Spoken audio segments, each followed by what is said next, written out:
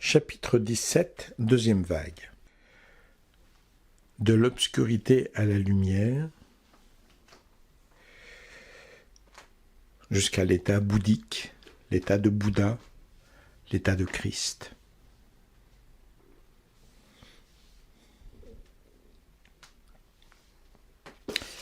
Donc, pour pouvoir faire ce travail sur l'état de la lumière véritable, il faut évidemment commencer par l'état d'obscurité.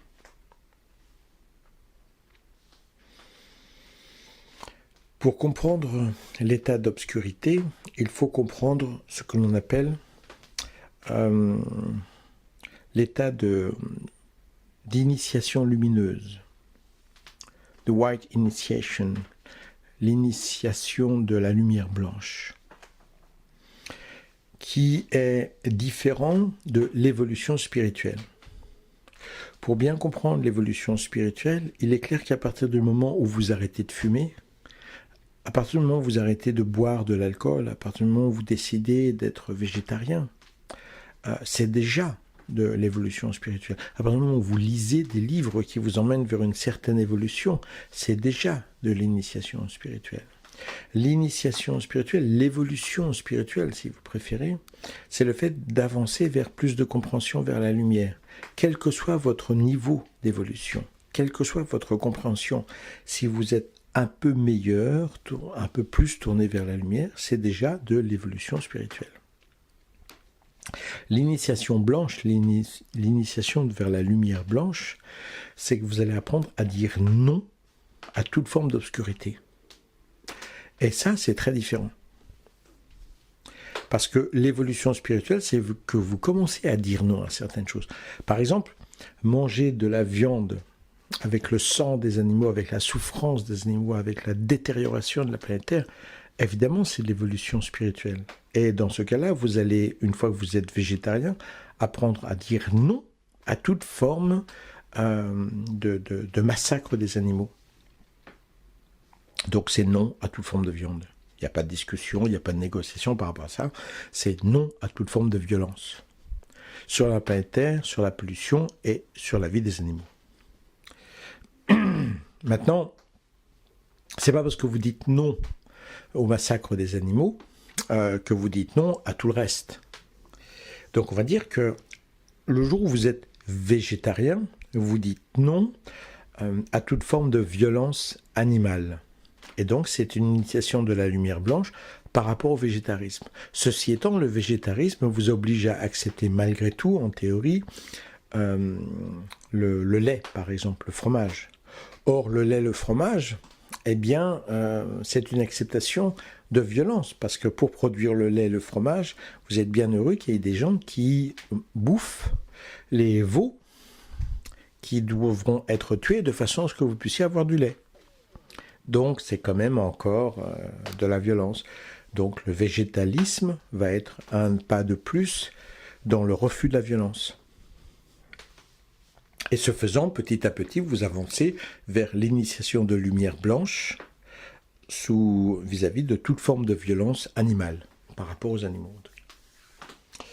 Et en faisant tout cela, vous découvrez ce qu'est l'initiation blanche. Maintenant, l'initiation blanche ne touche pas simplement les animaux, elle touche aussi la violence sur les enfants, la violence de la société, la violence de l'argent, la violence démoniaque, sur toutes ses formes.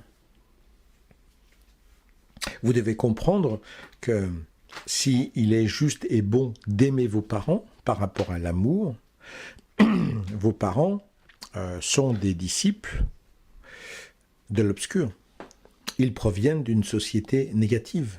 Ils ont des croyances négatives. Ils ont appris les mêmes mensonges que les autres à l'église.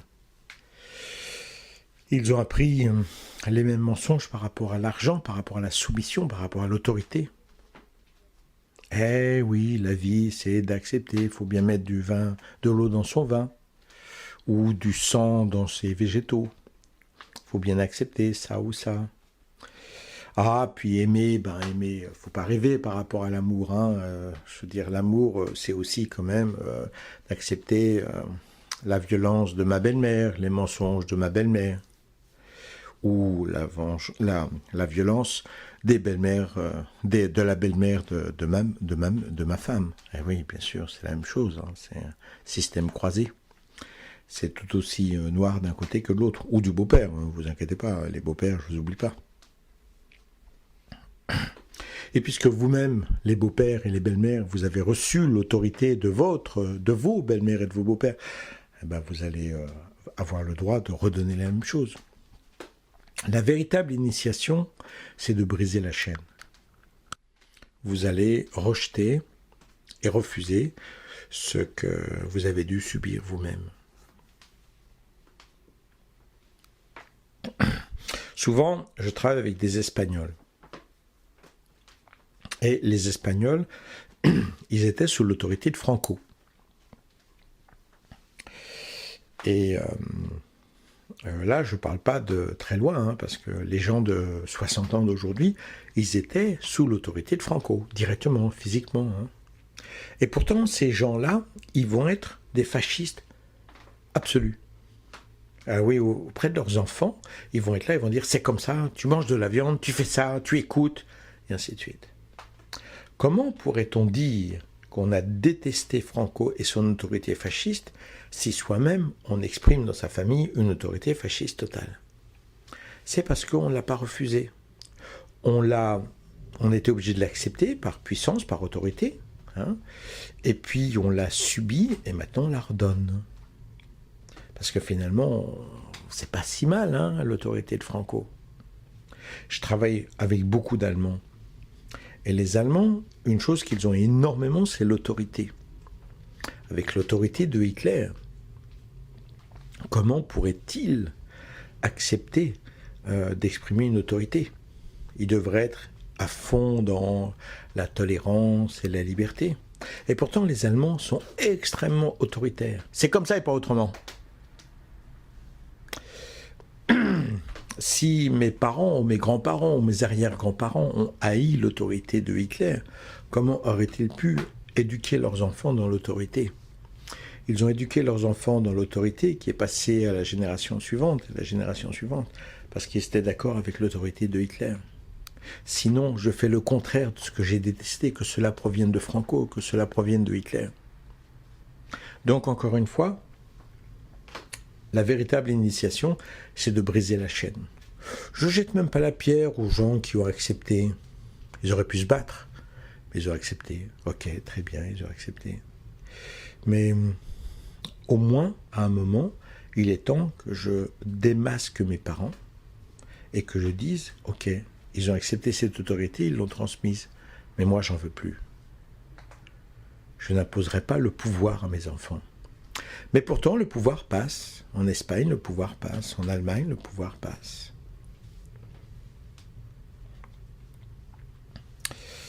Et on pourra justifier ce pouvoir parce que nos parents et nos grands-parents vont nous apporter la vérité. La vérité de leur point de vue. Hein. Par exemple, la France, c'est un pays démocratique. Liberté, égalité, fraternité. Et d'ailleurs, quand les Allemands sont venus, tout le monde était contre Hitler, bien entendu. Et tout le monde se battait contre le fascisme. Eh bien, quand on fait des recherches historiques, on découvrira que 1% de la population était contre Hitler. 1% de la population française. C'est statistique officielle. Et que Hitler, qui était quand même assez avare de compliments, surtout pour les étrangers, puisqu'il était coupable de ne pas être allemand, il a gratifié la police française de l'extraordinaire efficacité égale aux meilleures sections SS pour capturer les Juifs en France. Eh oui, la délation allait bon train. Et j'ai mon grand-oncle, je crois, qui était policier en ce temps-là, et qui disait, bien sûr, qu'on allait arrêter des gens, parce qu'on recevait des sacs de délation, de lettres de délation tous les jours, et on en prenait une ou deux, et le reste, on brûlait. C'est pas mal, hein? Pour un grand pays qui luttait contre le fascisme allemand. C'est comme ça. Quand mon père a fait la guerre, il était là au moment de la libération, et il a dit à toutes les fenêtres, il y avait les drapeaux FFI, Force française d'intervention. C'est marrant, tout le monde était FFI. Mais dans les statistiques officielles, il y avait 1% qui était contre Hitler. Même pas 1% qui était FFI, hein. 1% qui était contre Hitler. Et tous ces mensonges, eh bien, c'est ce qui va structurer notre ego. C'est ce qui va structurer nos croyances. C'est terrible. Parce qu'en fait, il faut bien comprendre que si nous avons comme devoir d'aimer nos parents, nous avons aussi comme devoir de ne pas croire en nos parents, de ne pas croire en notre pays, de ne pas croire en tous ces mensonges, qui ne sont que des manipulations sans aucune preuve, hein. Moi, je pourrais dire que j'étais là pour les manifestations de 68 et je me suis battu pour la liberté. En 68, j'avais 8 ans, hein, j'aurais eu du mal. Mais bon, si j'ai envie de paraître cool, je peux dire ça aussi, hein. Et c'est pas mes enfants qui voudraient le contraire, ils n'étaient pas là.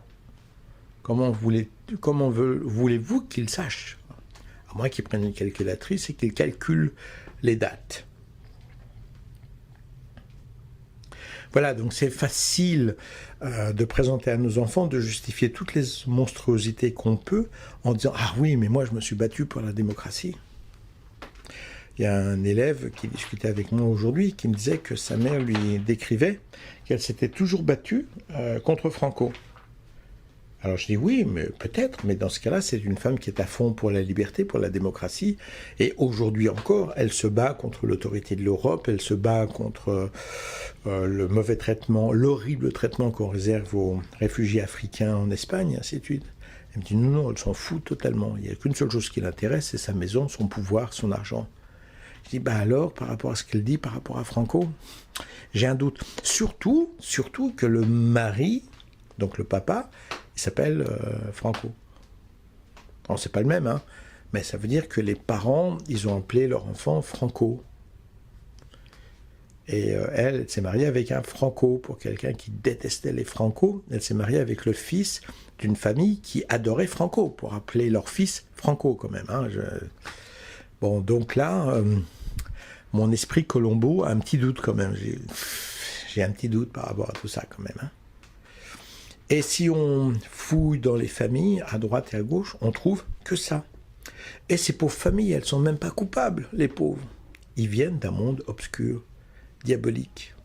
On saigne à blanc le continent africain pour tout leur voler, mais quand les réfugiés africains arrivent en France, on dit qu'on ne veut pas d'eux, parce qu'ils viennent nous voler notre pain. Attendez, on leur a tout volé, hein. On leur a tout volé.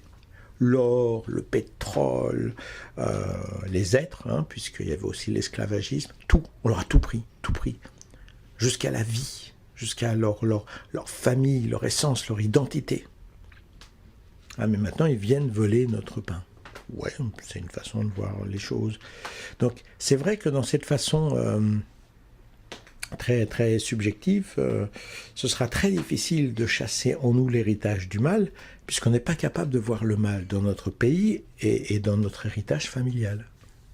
Donc ça ne veut pas dire que vous devez détester vos parents, mais ne les croyez pas. Ne les croyez pas. Et à moins qu'ils aient vécu une initiation de lumière blanche, c'est-à-dire où on dit non à toute forme de mal, vos parents sont tournés vers le mal. Et donc, vous aussi. Jusqu'au jour où vous découvrez la véritable lumière, et grâce à l'initiation dans la lumière blanche, vous apprenez à dire non à toute forme d'obscurité.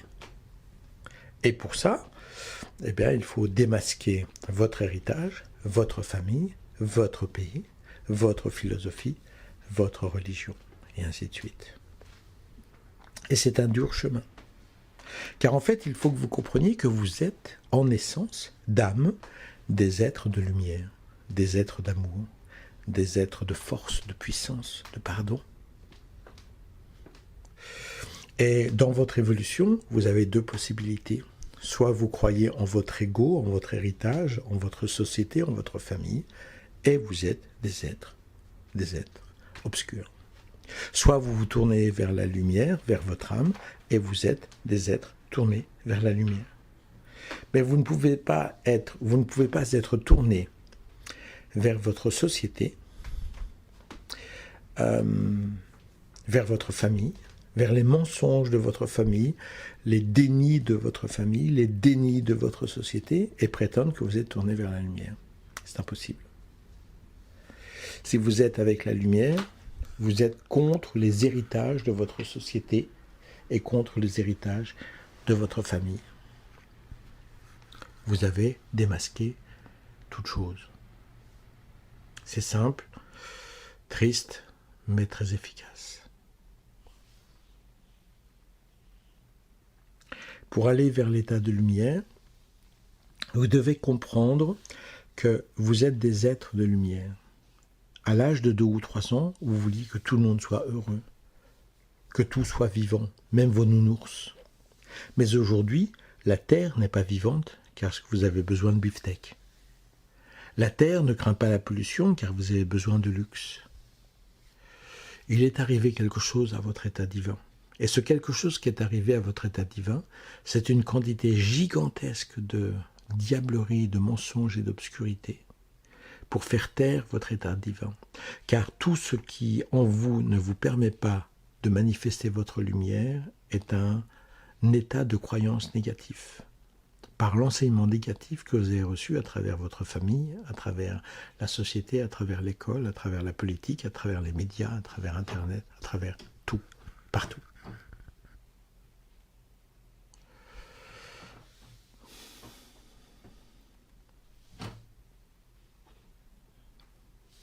Donc,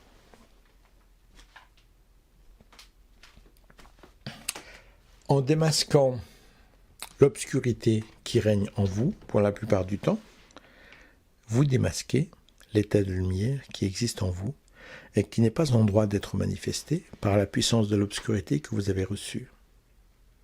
Si vous êtes fort, puissant, courageux, que vous relevez tous les défis, que vous n'avez pas peur, que vous apprenez perpétuellement, que vous aidez, que vous aimez, que vous faites votre révolution perpétuellement, culturelle, spirituelle, que vous considérez, reconsidérez vos capacités perpétuellement, alors vous êtes complètement vers la lumière. Si vous êtes prêt à ne jamais négocier vers l'obscur, en acceptant de la viande, de la drogue, de la pollution, du pouvoir, des mensonges, des manipulations, vous dites non à tout. Vous n'acceptez pas que quelqu'un souffre à côté de vous, qu'un animal soit dans votre assiette, qu'un être agonise à côté de vous parce qu'il souffre, parce qu'il est perdu, parce qu'il croit des mensonges, qu'une femme soit traitée comme de la merde parce que c'est la religion qui le dit, parce que n'importe quoi, que vous dites non à tout. Alors, vous manifestez votre état de lumière, votre connaissance de lumière, votre vibration de lumière. Vous êtes en paix avec vous-même. Voyez-vous, quand vous expérimentez une NDE, qu'on appelle une EMI, expérience de mort imminente en français, vous basculez.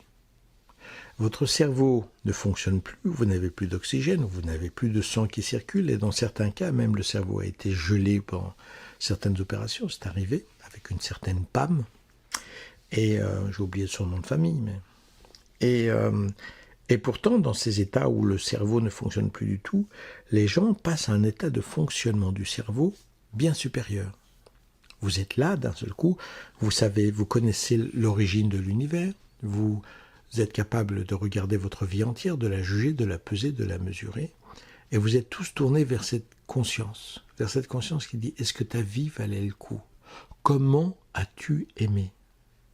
Vous êtes capable de savoir ce que le chirurgien qui vous opère pense, quels sont ses problèmes, c'est de la télépathie. Vous êtes capable de savoir ce qui se passe dans la salle d'à côté et parfois dans le continent d'à côté. Et vous êtes en même temps capable de voyager dans des dimensions supérieures où vous découvrez l'essence même de l'amour, de la vie et de l'énergie. Vous avez vécu avec un cerveau, ou si vous préférez un ordinateur analytique, car aussi rapide que soit l'ordinateur, il passe chaque solution les unes après les autres. C'est le cerveau analytique, c'est l'ordinateur analytique qui existe aujourd'hui. Quand vous passez dans cet état de EMI, vous passez dans un cerveau quantique qui est capable non pas de passer très rapidement chaque possibilité les unes derrière les autres, mais tout en même temps. Plein d'états de conscience et de dimensions analysées, perçues et reçues en même temps. Vous savez ce que les gens font, où ils sont, ce qu'ils pensent, et vous savez ce qui se passe ici, maintenant, partout en même temps, dans l'esprit de chacun, et vous visitez en même temps des états supérieurs. Donc en d'autres termes, votre cerveau, votre ordinateur, qui est très performant pour analyser, pour peser et mesurer, vous le débranchez, vous enlevez la batterie, et il devient 1000 fois plus performant. C'est exactement ce qui se passe pour votre esprit lorsque vous vivez une EMI. Comment cela est-il possible, si ce n'est que votre cerveau vit sous une perpétuelle contradiction, soumission au conditionnement, au mal et à la noirceur, et lorsque vous vous tournez vers la lumière parce que vous êtes en train de mourir, vous découvrez un cerveau infiniment plus capable, infiniment puissant. Donc votre état de cerveau de maintenant n'est que le résultat d'une manipulation de terreur, de pression, de soumission, de limitation, de croyances négatives qui vous interdit de vivre ce que vous devriez être spontanément. Il existe plein de travaux particuliers. J'en fais de temps en temps, j'enseigne parfois à quelques élèves qui sont avec moi pour vivre ces états de NDE, de EMI. Non pas en vivant un suicide collectif, il y a des exercices de respiration, de diminution de sommeil, ainsi de suite, pendant une semaine, 10 jours, pour vivre ces états directement, pour que vous-même, vous puissiez rencontrer directement, personnellement, cet état de EMI, sans être proche de la mort. Il y a des exercices qui existent, qu'on peut cumuler avec des exercices de panorhythmie, de danse particulière, jusqu'à ce que vous ayez votre aventure personnelle. Cette rencontre personnelle avec la lumière, avec les véritables valeurs de votre identité lumineuse. Cette rencontre avec cet état christique, bouddhique. Comment as-tu aimé ? Ce n'est plus une théorie que vous lisez, c'est une expérience que vous vivez et que vous rapportez. Alors évidemment, ces états de lumière, elles sont très très dangereuses par l'état de pollution et de mensonges négatifs et diaboliques qu'est le New Age. Le New Age qui va vous faire croire que maintenant vous êtes un grand médium, que vous êtes en contact avec les extraterrestres, les anges et Dieu. Et pour bien comprendre et éviter cette folie-là, il faut vous tourner vers une certaine hiérarchie. Pour comprendre un principe de hiérarchie, vous devez comprendre que si je viens vous trouver en disant que je suis un expert d'arts martiaux, même si aujourd'hui je ne suis plus de première fraîcheur, j'ai des jambes qui sont des troncs, comme disent beaucoup de gens, des bras très puissants, et il n'y a pas longtemps, je travaillais avec un ami ostéopathe, dont j'ai parlé l'autre fois, Mathieu Leboc, qui est aussi ostéopathe, et qui me disait Iji me met jamais une claque. Hein. Parce que quand il travaillait sur mon corps, il me disait si tu me tires une seule baffe, je suis mort. Parce que j'ai un corps très très puissant. Très puissant. Le but n'est pas d'avoir un corps très puissant. C'est ce que j'ai développé dans les arts martiaux, dans la pratique, dans le tai chi, dans le kung fu. Et tout ça fait que j'ai un corps très puissant. Le but n'est pas d'avoir un corps très puissant, mais c'est une conséquence de tout ce que j'ai appliqué et développé dans les arts martiaux, dans la pratique, dans tout le reste.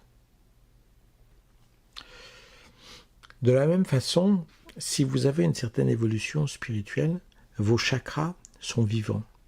Et si vos chakras sont vivants, ils servent fantastiquement à l'évolution spirituelle. Maintenant, le problème, c'est que vous pouvez vérifier l'état de vie de vos chakras par des choses simples dans la vie. Si vous n'avez pas ces choses simples dans la vie, comme de simples muscles dans mon cas, vous êtes sûr que l'état lumineux n'existe pas. Si je viens vous trouver avec des muscles assez puissants et que je vous dis que je suis un expert d'arts martiaux, mes muscles ne sont pas la preuve que je suis un expert d'arts martiaux, car je peux être aussi un footballeur ou un monsieur muscle. Par contre, l'inexistence de mes muscles, c'est une preuve assez évidente que je ne suis pas un expert d'arts martiaux. Parce que je ne peux pas être un expert d'arts martiaux en étant complètement faible et rachitique. Les muscles ne prouvent pas, mais l'absence de muscles prouve que je ne suis pas ce que je dis. Dans la spiritualité, c'est pareil. Je pourrais avoir certaines qualités qui ne prouvent pas pour autant que je suis évolué spirituellement. Mais l'absence de ces qualités, c'est-à-dire de mes muscles, des chakras, si vous préférez, de l'existence de mes chakras, prouve que ce que je dis au niveau de l'évolution de ma spiritualité est une impossibilité. Mon premier chakra, dans ses manifestations les plus simples, c'est pas un but, c'est comme les muscles. Dans les manifestations les plus simples, mon premier chakra présent fait que je suis lié à la planète Terre. Je suis en contact avec la planète Terre et je suis respectueux de la planète Terre. Je ne peux en aucune façon accepter la pollution, la dégénérescence de la planète Terre. Et je suis lié à cette planète, je sens cette planète. Je suis présent avec la vie, avec la planète. Je suis lié à Pachamama, à Gaïa. Le deuxième chakra fait que je suis vivant. Dans mes chakras, dans la simple manifestation des muscles, c'est que je suis quelqu'un qui relève les challenges. Je suis vivant, j'ai besoin de vivre dans mon corps physique, j'ai une sexualité, une sensualité présente, j'ai des muscles présents sans être un athlète fantastique, je suis vivant physiquement. Mon troisième chakra, dans ses manifestations les plus simples, dans ses muscles, c'est que je suis intellectuellement cohérent. Je ne dis pas une chose pour dire son contraire dans le quart d'heure qui suit. Les New Age, par exemple, ne cessent de dire le contraire de ce qu'ils disaient juste avant. Les spiritualistes, le pseudo-spiritualiste aussi. Ma quatrième manifestation, c'est l'amour. Quatrième chakra, c'est l'amour. J'adore être avec les autres. Je suis ouvert à la présence des autres. Je suis dans la fraternité. Je suis dans l'échange. Je suis excité par les autres, non pas d'un point de vue sexuel, mais d'un point de vue intellectuel, fraternel. J'aime jouer de la musique, être dans l'art, utiliser la présence des autres pour faire des choses et pour être avec eux et pour échanger. Je suis dans l'expansion de conscience, l'expansion de vie, de fraternité, d'échange, de générosité. Le cinquième chakra, toujours dans sa manifestation de muscles, c'est l'extrême générosité. On appelle ça la troisième oreille, et ce chakra, le cinquième chakra, est un chakra qui va produire 2 fois plus qu'il ne reçoit. Donc, cela fait de moi un être très généreux, en toute chose, très généreux. J'offre, je participe, j'échange. Je suis dans la générosité complète. Le sixième chakra, c'est la clairvoyance, même dans sa manifestation la plus simple. Donc ça veut dire que j'ai une très bonne intuition, une très bonne présence, une très bonne cohérence à un niveau supérieur. Le septième chakra, c'est cet esprit de royauté. Oui, je suis prêt à me sacrifier pour les autres, je suis prêt à comprendre mon état pour moi-même et pour les autres. Et j'ai cet état de conscience, de générosité, d'échange, de donation, d'offre. J'offre profondément. Et si je n'ai pas, dans ma manifestation la plus naturelle, toutes ces qualités de base de chaque chakra, ça veut dire que mon chakra n'est pas ouvert, n'est pas présent. Comment pourrais-je être évolué spirituellement alors que je n'ai même pas les muscles simples, les manifestations simples de mes muscles, de mes chakras? C'est de l'ordre de l'impossible. Basiquement, si mes chakras sont ouverts, j'ai basiquement ces qualités très présentes. Et c'est pas parce que j'ai ces qualités que je suis sûr d'avoir, enfin, si je vois ces qualités chez quelqu'un, c'est pas pour autant sûr que cet être est spirituellement terriblement évolué. Mais s'il n'a pas ça, alors il ne peut pas être évolué. Tout comme si je n'ai pas de muscles, je ne peux pas être évolué dans les arts martiaux, par exemple. J'ai des gros muscles parce que je suis un footballeur, parce que je suis un bûcheron, parce que je me bats tous les samedis dans le café et que je travaille le reste de la semaine en tant que paysan. Hein. Donc c'est pas sûr que parce que j'ai des gros muscles, je suis un expert. Mais sans muscles, je peux pas être un expert d'armation. Sans les qualités que j'ai décrites, je ne peux en aucune façon être un être spirituel éclaté. Donc, vérifiez déjà ces qualités-là chez quelqu'un. Si je ne trouve pas ces qualités-là, eh bien, c'est une impossibilité d'évolution spirituelle. Par contre, même si j'ai ces qualités-là, ça n'est pas une preuve que je suis évolué spirituellement. Mais l'absence de ces qualités-là, forcément, devrait vous inquiéter très sérieusement par rapport à vous-même ou par rapport à toute personne qui vous guide, par rapport aux qualités spirituelles, par rapport à l'avancée spirituelle. Oui, il y a dans la spiritualité une cohérence, une hiérarchie. Et il y a des choses qui sont inévitables, qu'on ne peut pas éviter dans la manifestation. Toute une cohérence pour vous permettre d'avancer vers la lumière, vers l'état bouddhique, vers l'état christique, dont je parlais précédemment dans le chapitre d'avant. We have to learn... on doit apprendre... je travaillais en anglais juste avant, donc je mélange. On doit apprendre à tout sélectionner avec le plus grand sérieux. Et on doit apprendre, aussi bien dans la spiritualité que dans la politique, que dans les infos, dans tout, à apprendre partout. Par exemple, dans le dernier chapitre, je parlais du bon fin, et au bon fin, tout le monde est végétarien. Mais ils mangent de la viande, ils mangent du poisson. Du poisson, ce ne sont pas des végétaux. Donc après on a la théorie, Maître Omram a enseigné que les poissons, ils évoluent grâce à nous en étant mangés. Ouais. Ça craint un peu comme théorie, hein, parce que les juifs aussi, ils évoluaient dans les chambres à gaz. Et les vaches, dans les abattoirs, ils évoluent aussi. Donc là, on rentre dans des théories totalement délirantes qui nous permettent de justifier, on a le droit d'égorger des poissons parce qu'ils pleurent pas et ils font pas de cris et en plus, ils évoluent spirituellement quand on les mange. Hein, c'est super cool quand même. Mais on est tous végétariens. Alors déjà, végétarien, ça vient du mot végétaux. Hein. Donc on pourrait dire, non, nous on n'est pas végétariens parce qu'on a le grand secret que les poissons évoluent quand on les tue. Mais au moins, on pourrait dire, on n'est pas végétarien. Eh bien si, on est végétarien. Évidemment, ça craint. Il y a très peu de temps, là où je vis actuellement, à Atlanta, j'ai visité The Guidestone, c'est-à-dire la pierre guide de Georgia. Et The Guidestone of Georgia. Et donc c'est une pierre un peu magique, hein. C'est une pierre, d'ailleurs ce sont des pierres qui sont apparues par miracle comme ça. Un jour, paf, les pierres étaient là. C'était fantastique, on ne sait pas comment elles sont arrivées. Et moi, c'est ce que j'avais lu avant, ces pierres, elles sont apparues comme ça, c'est un enseignement, c'est des guides, et il y a des phrases qui sont écrites dans plein de langues, dont des langues très anciennes, et aussi dans plein de langues. En français, s'y est pas, vous êtes marron. Mais il y a en espagnol, il y a en hébreu, il y a en... Et voilà, c'est un miracle, c'est merveilleux, quoi. C'est une espèce d'entité divine qui a apporté ça, comme ça, au milieu de nulle part.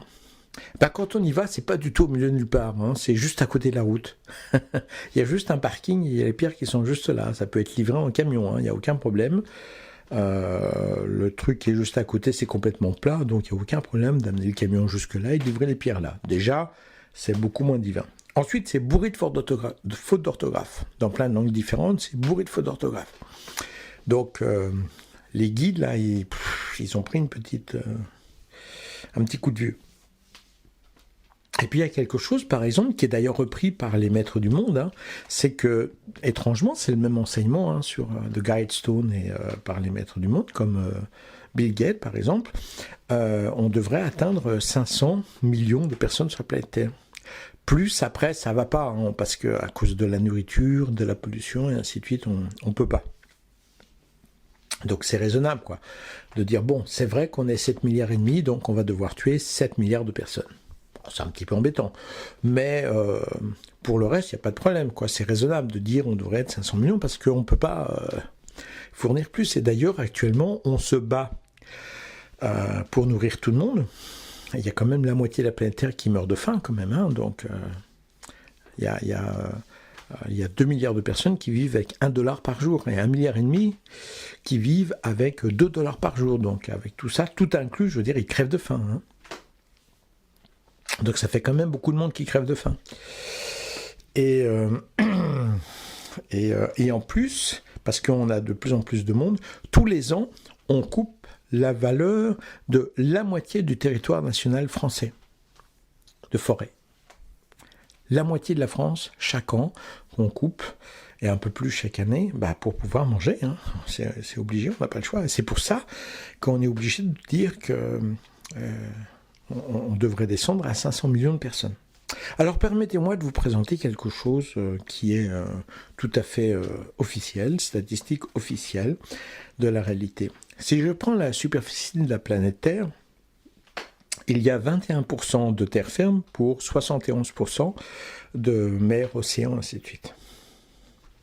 Sur ces 29% restants, si je refais 100% de ces 29%, il y a étrangement l'inverse, c'est-à-dire 29% de terres inutilisables et 71% de terres utilisables. Donc les 29%, ce sont les déserts et les montagnes trop hautes. Déjà, il faut savoir que c'est une forte, évidemment, proportion surtout de désert, et que Kadhafi, étant Kadhafi, le méchant Kadhafi, il a irrigué les déserts dans son pays, qui sont devenus des trucs très productifs. Donc si Kadhafi l'a fait, on pourrait peut-être y arriver, quoi. Si on a allé sur 29%, disons, 15-20%, 15% disons de désert, c'est pas mal quand même, avant de couper toutes les forêts. En sachant en plus que la forêt attire l'humidité, c'est-à-dire que plus on déboise et plus on assèche la terre. Parce que les forêts attirent les nuages et donc c'est un phénomène purement climatique. Plus il y a de forêt, plus il pleut, ainsi de suite. Moins il y a de forêt, moins il pleut. Donc si on replantait des arbres dans le désert, qu'on les irrigue correctement pendant une vingtaine d'années, 15 ans à peu près, suffisamment de superficie, comme des carrés de 3-4 km, après il se met à pleuvoir, la forêt attire la pluie. Et l'eau fait retourner le désert en plantation viable, et ainsi de suite. Mais bon, on va oublier ça. On va garder les 71%. Et sur les 71% qui restent, on va les retransformer en 100%. 71% habitables, enfin utilisables, on va les retransformer en 100%. Sur ces 100%, il y a 50% pour la nourriture. 38% de ce territoire est utilisé, donc sur les 100%, 38% est utilisé pour la viande et les animaux. C'est-à-dire nourrir les animaux et la viande. Et il reste 12% pour la nourriture végétalienne. C'est-à-dire que même si vous n'êtes pas végétalien, tout ce qui est maïs et ainsi de suite, c'est quand même végétalien. Même si vous allez mélanger avec d'autres choses. Et les 38% qui sont utilisés pour la viande, ils vont nous apporter 12%. 12% de ce que les humains peuvent assimiler et manger. Tandis que des 12% restants de la nourriture végétalienne, ça nous apporte tout le reste de la nourriture. Donc déjà là, dans les statistiques, il y a un problème, parce que si la viande est si puissante et ainsi de suite, dans tous les éléments nutritifs que nous avons, nous n'en tirons, enfin ceux qui mangent de la viande, que 12% de la nourriture mondiale. Tandis que tout le reste va dans les 12% restants. Ah, donc là, la théorie de la viande qui est si riche, ainsi de suite, ça ne va plus du tout. Sur ce territoire qu'on peut utiliser, il y a 1%, je dis bien 1%, utilisé pour les humains. En fait, si on regroupait tous les humains, sans les guerres, sans sans les obsessions de possession des animaux, et ainsi de suite, on pourrait mettre l'humanité entière dans le Texas. Dans un seul État des États-Unis. L'humanité entière dans le Texas. Donc le problème de surpopulation, avec les 500 millions d'habitants existants, c'est une plaisanterie. Mais il faut savoir encore autre chose, d'encore plus drôle. C'est qu'avec les 12% que l'on a de végétaux, on oublie totalement les 38%. On les laisse tomber. On garde que les 12%. Et avec ces 12% que l'on fait de nourriture végétalienne, de céréales, on peut nourrir 12 milliards d'habitants. Eh oui, beaucoup plus que ce que nous sommes. En d'autres termes, pour nourrir tout le monde aujourd'hui, il ne nous faudrait que 8% de céréales, de la superficie habitable. Donc nous gaspillons 42% pour rien. Pour la viande, totalement inutile. Pour l'assassinat, pour le carnage, toutes les pollutions qui développent de tout ça, parce que la viande, c'est ce qui développe le plus de pollution. Et après, on va se dire, mais alors attends, ça marche pas, Eiji, parce que on nourrit pas 12 milliards. Eh bien, laissez-moi vous donner un autre exemple. Ici, aux États-Unis, 40% de la nourriture américaine est jetée à la poubelle. 40%. Pourquoi ? Parce que les fruits ne sont pas assez gros, parce qu'ils ne sont pas assez vendables, parce que ça ne correspond pas à la demande, parce qu'il y a beaucoup de choses qu'on perd, et ainsi de suite, et qu'on jette. Et si on les donnait, ça casserait le marché, donc on ne les donne pas. Donc il y a 40%, et on peut chaque année remplir près de 2000 stadiums de nourriture. Donc évidemment, complet quoi. Donc évidemment, avec ça, les 12% ne suffisent pas. Et ça, c'est un exemple aux États-Unis. C'est la même chose dans tous les autres pays. Si on n'est pas obsédé par l'argent dans notre société, avec nos 12% actuels, nous pouvons nourrir 12 milliards d'habitants. Alors il nous reste nos 38%, qu'est-ce qu'on va faire avec ? Déjà 12 milliards, on n'avait pas, donc on n'a pas besoin de tant que ça. Allez, on va arrondir à 10 milliards pour être sympa. Donc il nous reste 40%. Qu'est-ce qu'on fait avec 40% ? Disons qu'on en redonne 20% à la nature, pour la diversité animale qui est absolument nécessaire pour notre survie mondiale. Et puis on irrigue les déserts aussi, alors on a encore plus, on se retrouve avec au moins 35% qui retournent à la nature. Et il nous reste encore 20%. 20%, c'est 20 fois ce qu'on utilise pour vivre actuellement. C'est un petit peu comme si on recevait en cadeau 20 planètes Terre. Souvent on dit, pour survivre, il faudrait envahir une autre planète, ainsi de suite. Attendez, à notre disposition sur la planète Terre, il y a 20 planètes Terre à notre disposition, ou 30 planètes Terre si on veut être un peu avare avec la nature, et on leur donne encore beaucoup. Et étrangement, de tout ce gaspillage américain, de toute cette nourriture gaspillée, de toute cette pollution, de tout ce sang qui coule pour rien, ceux qui ont fait de Guidestone, ils ne sont pas au courant de tout ça, dites donc. Ils disent qu'on doit descendre à 500 millions d'habitants. Alors c'est vrai qu'à un moment, il faudrait apprendre à arrêter de se reproduire comme des petits lapins. Mais pourquoi est-ce que les gens se reproduisent comme des petits lapins ? Tout simplement parce que les gens n'ont rien à vivre. Rien. Ici, aux États-Unis, c'est hallucinant. Les gens travaillent et ils n'espèrent qu'une seule chose, c'est le week-end. Le week-end, ils boivent, ils font des parties, ils essayent d'oublier leur week-end et le lundi, ils repartent travailler. Ils n'ont pas une minute pour ouvrir un livre, pour un peu de culture. Le peuple américain est encore plus stupide que tous les autres peuples que j'ai jamais pu rencontrer sur la planète Terre. Même des peuples très pauvres comme les Bulgares ou les Roumains sont infiniment plus intelligents que les Américains, qui ont tout d'un point de vue matériel, mais qui n'ont rien d'un point de vue même intellectuel et encore moins spirituel. C'est un désastre total.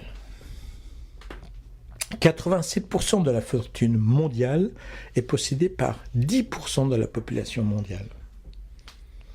En d'autres termes, pour essayer de vous expliquer, quand vous travaillez 8 heures, s'il y avait une liberté de circulation monétaire et de valeur mondiale, tout le monde vivrait très bien en travaillant 1 heure par jour. Donc vous travaillez 7 heures par jour pour ces 10% qui ont toute la fortune mondiale. Vous héritez de véritables valeurs de votre travail que d'1 heure sur 8. Le reste va aux grandes fortunes mondiales. Et quand on comprend tout ça, on comprend que ces gens-là, ils doivent vous maintenir dans une obscurité et dans une noirceur totale. Car si vous commencez à vous éveiller à vos capacités et à la capacité de l'humanité de s'entraider, de s'aimer et de se protéger, les maîtres du monde ont tout perdu du jour au lendemain. Regardez le film La Belle Verte et vous aurez une petite idée, même si c'est un film un peu poétique et mignon, ça vous donne quand même une bonne idée de la révolution qui peut être possible.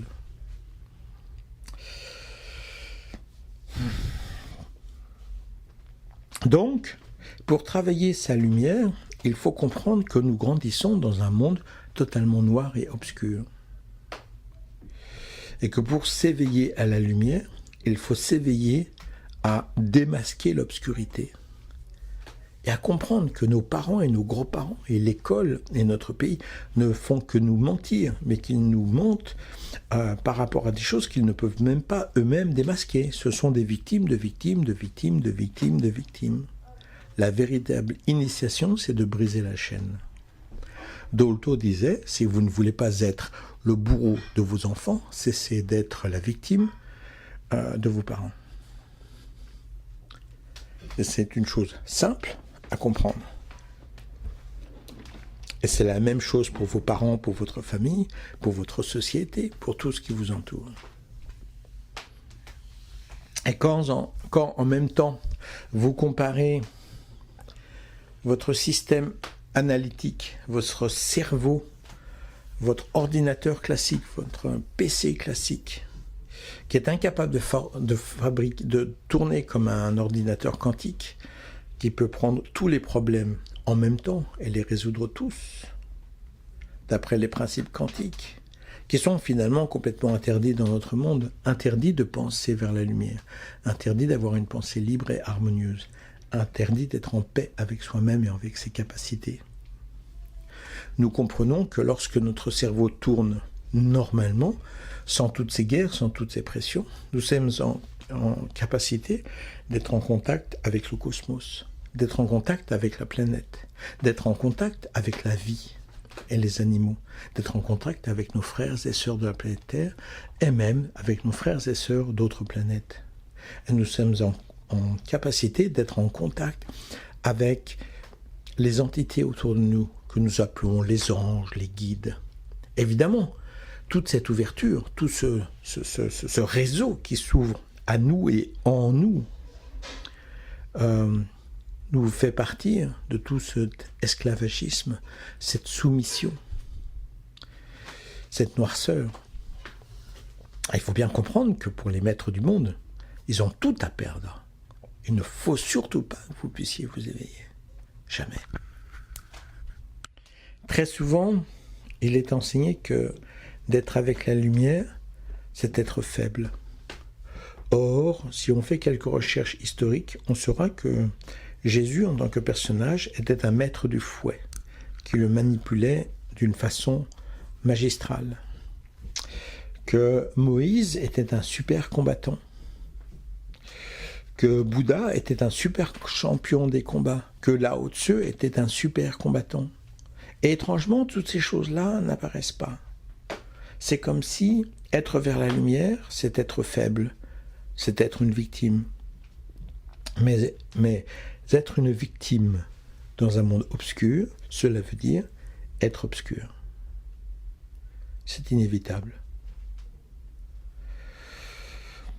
Dans notre monde, qui est un monde noir et diabolique, contrôlé par le mal, qui ne cesse d'envahir toute chose et votre esprit en premier, si vous n'êtes pas un combattant, vous êtes tourné vers le mal. Vous n'avez jamais démasqué votre famille, jamais démasqué votre société, jamais démasqué quoi que ce soit. Vous êtes juste faible, soumis, acceptant, raisonnable, Et croyez-le bien, dans ce monde déraisonnable, il n'y a rien de plus déraisonnable que d'être raisonnable.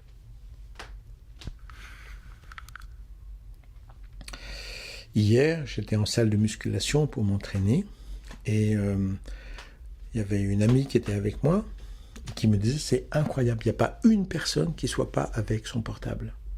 Donc ils sont là en train de faire des mouvements complètement bidons parce qu'ils font sur un poids minimum et avec une seule main, enfin c'est lamentable de cinéma, et sont tous en train de taper des messages et ainsi de suite, qui ne sont même pas des messages intellectuels, qui sont des débilités, pour papoter avec quelqu'un avec qui je ne parlerai pas demain au bureau, mais maintenant dans ma salle de muscule, pour montrer que je suis très important, je suis avec mon portable. En tant qu'ostéopathe, nous parlons maintenant de pathologie de téléphone portable, parce que les gens ont toujours la tête baissée en train de regarder leur téléphone. C'est hallucinant. Et en parlant par exemple de musculation, j'essaie de vous apporter quelque chose qui est une preuve, si vous le croyez évidemment. Et pour ça, je vais vous expliquer quelque chose par rapport au diabète. Et là, c'est un peu compliqué parce que c'est un peu technique. Donc, je vais expliquer très rapidement. Quand vous êtes diabétique, vous ne fabriquez plus d'insuline par votre pancréas, qui est donc l'organe normal. Donc, vous allez injecter cette quantité. Cette quantité d'insuline, elle va transformer le sucre en énergie pour votre cerveau, pour vos organes, et ainsi de suite. Par contre, il y a un danger parce que lorsque vous pratiquez du sport, vos muscles sont capables de pomper le sucre directement sans passer par l'insuline. C'est le seul système, le système musculaire, qui peut prendre le sucre directement jusqu'à un certain taux. Et donc, il y a un danger parce que vous allez calculer une certaine quantité d'insuline que votre corps a besoin pour transformer une certaine quantité de sucre que vous absorbez journalièrement pour la transformer en énergie pour votre survie, mais ce que vous allez faire comme effort physique va dévorer beaucoup plus de sucre, et quand votre insuline va agir pour tourner le sucre en énergie, il n'y a plus assez de sucre et vous avez ce qu'on appelle une hypoglycémie. Et une hypoglycémie à un taux très bas, ça peut être très dangereux et mortel dans les minutes qui suivent. Donc, quand on fait du sport, on dit toujours de faire très attention et d'avoir du sucre avec soi. Or, je suis un cas à part, parce que à chaque fois que je fais du sport, j'ai une hyperglycémie, c'est-à-dire une énorme quantité de sucre qui arrive de nulle part. Et ça, c'est un fait scientifique totalement impossible. On dit non, attendez, c'est pas possible. Parce que c'est un petit peu comme si vous disiez que vous avez une voiture avec un demi-plein, vous faites 300 km et votre voiture est pleine d'essence, un réservoir. C'est impossible. L'utilisation que mes muscles vont faire du sucre fait que je n'ai plus du tout de sucre après, que je vais avoir une méchante hypo, un manque de sucre, parce que trop d'insuline avec ce que mes muscles vont consommer. Or, c'est le phénomène radicalement inverse qui se passe. C'est impossible. Alors j'ai fait des recherches, parce qu'il y a toujours une explication. Et j'ai fini par être en contact avec un endocrinien qui m'a expliqué, non, si vous êtes ultra combattant, si pour vous l'effort physique est assimilé comme code de survie, ce qui est mon cas, parce que j'ai toujours pratiqué les arts martiaux, j'ai toujours combattu, je n'ai jamais accepté de me soumettre. Je suis un combattant, même physique dans les arts martiaux et autres. Eh bien, pour moi, même la musculation, qui n'est quand même pas très agressif, parce qu'il n'y a pas un poids qui se jette sur vous pour vous tuer, l'effort physique, d'abord, je me donne à fond quand je travaille, je pousse au maximum, le plus lourd, le plus fort, le plus intense, le plus rapidement. Et là, mon corps assimile ceci comme une survie. Et dans un code de survie, vous allez libérer de l'adrénaline. Et l'adrénaline libère ou contient énormément de sucre, parce que le sucre permet, pour une personne normale, à faire face à un stress énorme, à courir, à survivre, ainsi de suite.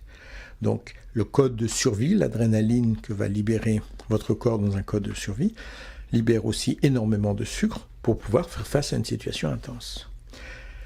Et c'est l'explication.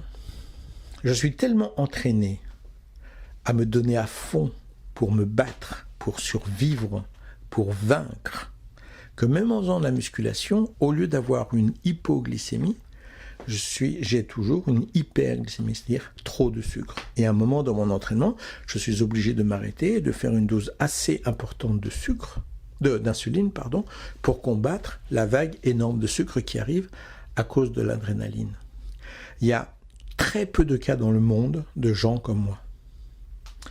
Et ceci, quand ça influence la sécrétion de vos glandes, c'est que vous ne mentez pas. C'est que votre système est un système de combattant, pas un système de soumis.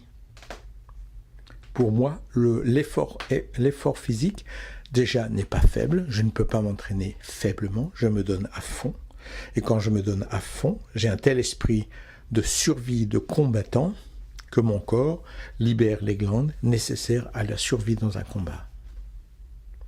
Et pour avoir éduqué mon corps à ce point-là, croyez-le bien, c'est totalement présent dans mon esprit. Et quand vous avez cet esprit de combattant, alors vous démasquez tous les mensonges. Alors vous avez la force d'esprit pour voir toutes les vérités. Vous avez l'honnêteté et la force de reconnaître les obscurités en vous et de les rejeter. De reconnaître les obscurités qui cherchent à vous envahir, les mensonges sur la diététique, sur la nourriture. Et s'il vous faut, pour être avec la vérité, être rejeté de tous, ça n'a aucune importance. Parce que nous n'abandonnons pas, nous ne nous inclinons pas, nous n'avons pas peur d'être rejetés. Nous n'avons qu'une seule force, c'est la force de la lumière. Je suis un combattant de la paix, un combattant de la vérité, un combattant de la justice. Et à chaque fois que je verrai un mensonge, une injustice, je combattrai ça. Et ce faisant, j'apprends tant de choses, et sur moi, et sur mon environnement. Et toutes les choses que vous ne pouvez pas voir autour de vous, toutes ces diableries, toutes ces monstruosités qui existent que vous ne voyez pas. Vous ne les voyez pas parce que vous n'avez pas l'énergie, vous n'avez pas l'électricité, vous n'avez pas la combativité qui vous permet de vous dresser et de voir la vérité. Mais si vous preniez position, vous verriez tant de choses. Les gens utilisés, affamés, détruits, massacrés. Vous les verriez partout. Et vous diriez, bien entendu, Iji, mais bien entendu. Quand je parle de programme national, bien des gens me disent « Oh, Iji, tu fais une généralisation, c'est trop facile. » Pourtant, en Amérique, dans les saunas, les gens sont habillés. Je plaisante pas, hein, ils sont tenus d'entraînement, ils sont habillés. Ah oui, parce qu'on va pas se déshabiller, les gens pourraient voir quelque chose de notre corps. C'est la pathologie américaine. Donc la pathologie américaine, on doit être les plus beaux, les plus grands, les plus merveilleux, les plus sensuels possibles, mais en même temps, on est tellement traumatisé par cette sensualité qu'on cache son corps jusqu'au dernier centimètre. Et si je vais dans un autre pays, je vous parlerai d'un autre programme et d'un autre programme. C'est tellement flagrant. Mais évidemment, si vous restez dans votre pays et que vous ne parlez que votre langue, comment pourriez-vous être au courant de la programmation nationale?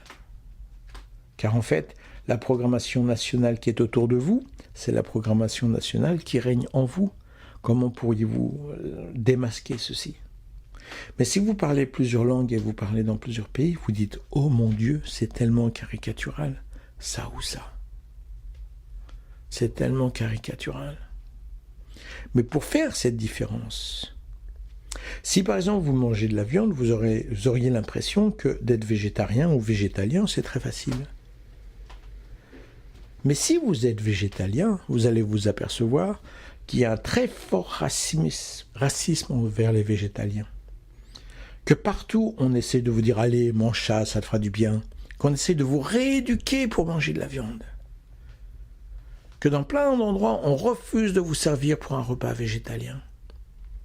Combien de fois j'ai été dans un restaurant et je dis « Vous êtes sûr, votre soupe est végétalienne ?» Ils disent « Oui, bien sûr, bien sûr. » Et comme je n'ai aucune confiance, je dis « Vous êtes certain, parce que j'ai une allergie. Hein. Si j'ai quoi que ce soit, s'il y a quoi que ce soit là-dedans qui soit tourné vers la viande, je peux avoir une allergie, une crise. Et je serai en très mauvais état, et croyez bien que je vous attaquerai en justice après. Et là, le garçon pallie un petit peu, il reprend l'assiette de soupe et dit « Attendez, je vais vous apporter autre chose ». Combien de fois ça m'est arrivé? Mais des dizaines de fois. Mais comme vous n'êtes pas végétalien, vous ne savez pas. Donc vous avez l'impression que le végétalisme est accepté partout. C'est la même chose pour toutes les choses en vous. Toutes ces choses que vous ne voyez pas, que vous ne pouvez pas voir, parce qu'elles sont autour de vous, mais aussi en vous. C'est quand elles ne sont plus en vous que vous vous éveillez et que vous dites « Oh mon Dieu !»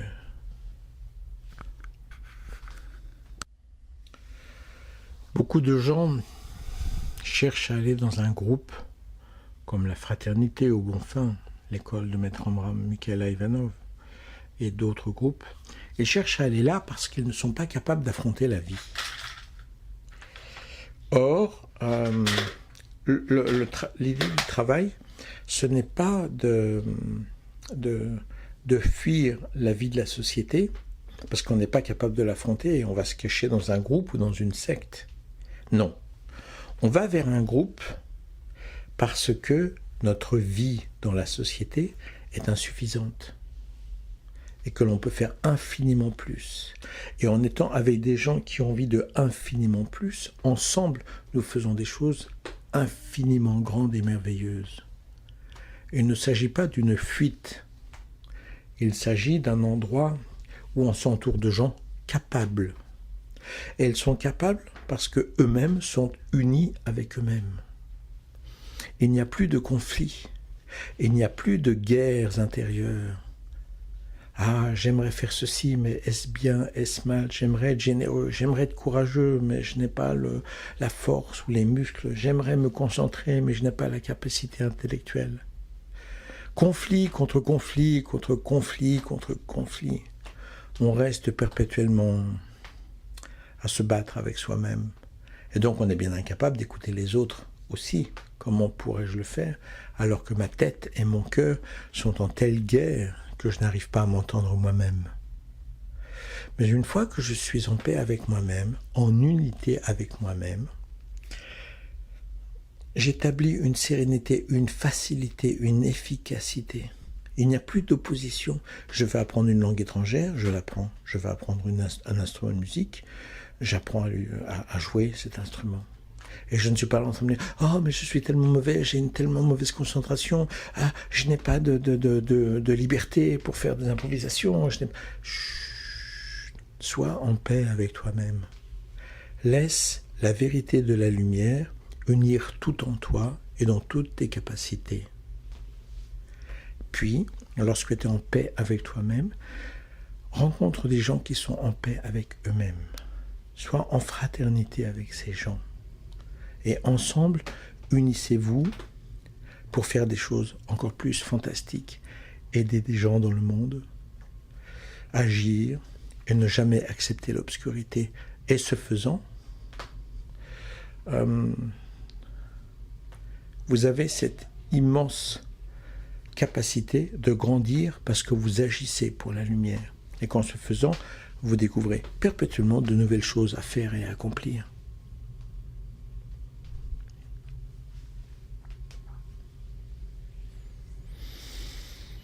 Travaillez à vous découvrir vous-même. Comme je le disais, il existe, en tout cas moi je possède ça, des méthodes pour vraiment vivre cette EMI. Pour rencontrer ce qui est en vous. Développer par exemple le fait, un truc tout bête, de boire énormément avant d'aller vous coucher. De l'eau, n'importe quoi que vous aimez, pas d'alcool, mais d'une façon massive. Évitez les boissons trop sucrées qui vous assomment. Beaucoup d'eau, ou un peu de jus de fruits mélangé à beaucoup d'eau. Évidemment, vers les 1h, 2h, 3h du matin, vous allez vous réveiller pour faire pipi. Et quand vous allez vous réveiller pour ça, ce n'est pas un réveil violent. Et vous allez immédiatement écrire ou enregistrer 2 ou 3 phrases pour vous souvenir de vos rêves dont vous venez juste de sortir. Vous réveillez doucement, tranquillement, avec votre biologie. Puis vous allez faire pipi et quand vous revenez, vous enregistrez ou vous écrivez tous les détails de votre rêve. Et si vous avez bien bu, ceci risque de vous arriver 2 fois dans la nuit. Et 2 fois, vous allez écrire. Et le matin, en vous réveillant, vous allez faire la même chose. Et très rapidement, vous allez découvrir que vous pouvez vous souvenir de beaucoup de choses. Et que vos rêves sont fantastiquement intéressants et merveilleux. Et si vous travaillez votre évolution de lumière en même temps, que vous êtes en paix avec vous-même, plus de cauchemars, plus de terreur, plus encore. Vous allez vous endormir au bout d'un moment en décidant que vous allez faire des choses. Par exemple, vous avez dans votre jardin un arbre, vous allez regarder cet arbre, puis ensuite vous allez aller vous coucher, et pendant votre rêve, vous rêverez que vous grimpez à l'arbre.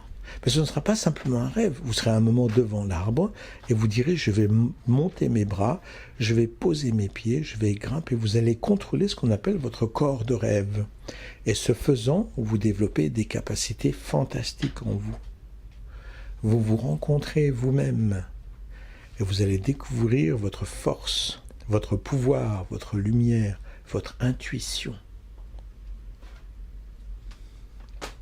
Et en faisant tout cela, vous pouvez apprendre d'autres choses encore. Vous allez vous endormir en décidant que vous allez rencontrer un être de lumière qui va vous enseigner des choses, vous préparer des questions. Et vous allez recevoir l'enseignement dans vos rêves. Et vous allez vous réveiller avec des révélations fantastiques et merveilleuses. Vous pouvez aussi, dans la journée, vous concentrer, mettre une musique qui vous inspire, vous relaxer, et puis ensuite, vous méditez, vous prenez un stylo que vous laissez courir sur la feuille en faisant des petits ronds, des petites vagues, des petits dessins, et vous essayez de recevoir un message, et à un moment, votre stylo va s'animer. Et vous allez commencer à écrire des choses. Et regardez ce qui est écrit après. Découvrez ce qui est écrit. Et travaillez en parallèle ce qu'on appelle l'écriture automatique, le contrôle des rêves, la mémoire des rêves et le contrôle du corps de rêve. Et surtout, travaillez la paix et la sérénité en vous. L'unité en vous. La certitude d'avoir droit à la lumière et à la vérité. Quelles sont les choses que vous allez pouvoir développer en vous, dans vos capacités, dans vos mémoires, dans vos intuitions, dans votre amour, dans votre unité. Ce que vous pourriez découvrir en démasquant le mal et en acceptant la lumière dépasse tout ce que vous pouvez imaginer dans vos rêves les plus fous. Cessez la guerre en vous-même. Écoutez les forces divines qui sont en vous. Manifestez ces forces divines. Soyez heureux de les manifester. Soyez heureux de les échanger avec les autres, de contacter les autres au niveau du plan divin. Rejoignez un état christique, un état bouddhique. Libérez en vous la sérénité qui vous permet de libérer toutes les hormones qui vous permettent d'orchestrer votre corps vers une évolution de lumière, de paix et de sérénité. Découvrez votre Bouddha intérieur, découvrez votre Christ intérieur, votre état christique ouin intérieur. Et ce faisant, vous découvrirez aussi, pour vous et pour les autres, la quantité gigantesque d'obscurité et de manipulation qu'il a fallu pour freiner en vous toute cette force divine. Vous êtes, chacun d'entre vous, des êtres de lumière merveilleux et fantastiques.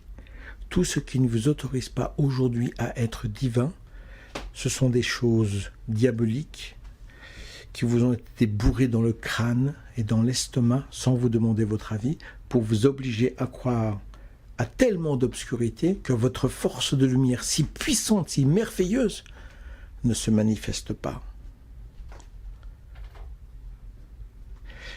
Et la révélation de votre force de lumière vous révèle la quantité d'obscurité qu'il vous a fallu accepter et assimiler pour freiner la manifestation de votre divinité. Lorsque vous êtes en paix, vous vous souvenez de toutes choses, vous pouvez aimer tout le monde, vous vous souvenez de vos rêves, vous avez accès à des connaissances intuitives fantastiques. vous avez accès à des capacités intellectuelles fantastiques. Vous avez besoin de dormir 3-4 heures par nuit. Vous mangez peu. Vous n'êtes jamais fatigué. Vous êtes capable de grandes choses, de choses merveilleuses. Vous êtes terriblement intuitif, créatif. Vous n'êtes jamais effrayé. Et vous avez accès à toutes ces connaissances, toute cette certitude de foi et de lumière, toute cette capacité merveilleuse qui est en vous, qui est là à votre disposition. Seul le voile de l'obscurité et de la manipulation vous interdit de l'utiliser. Rien d'autre. C'est là, à votre service. Ça a toujours été là. Regardez la beauté d'un enfant, sa pureté, sa simplicité. C'est ce que vous êtes, avec en plus l'expérience et la connaissance et l'inspiration de la lumière que vous avez été capable d'intellectualiser pour l'appeler totalement. Si vous ne visualisez pas ce qu'est votre lumière, vous ne pouvez pas l'appeler dans toute sa gloire et dans toute sa luminescence. Étudiez pour savoir, accomplissez pour pouvoir et agissez pour manifester Dieu. Božia ta ľubov nosí plňa život. Seul l'amour de Dieu manifesté apporte la plénitude de la vie. Soyez dans cette plénitude de la vie, dans cette plénitude de la lumière manifestée, c'est-à-dire de vous-même en tant qu'âme manifestant la gloire de Dieu, l'amour de Jésus, la vérité de Bouddha, la vérité, la pureté, l'intensité, l'immortalité de la lumière. Oh, physiquement vous mourrez. Votre corps n'existera qu'un certain temps, mais votre conscience lumineuse, liée à cette lumière que vous allez rencontrer, qui vous dira « Comment as-tu aimé ?» Et vous répondrez « Comme toi, mon frère, dans toute sa vérité et dans toute sa gloire. » Et là, vous êtes immortel.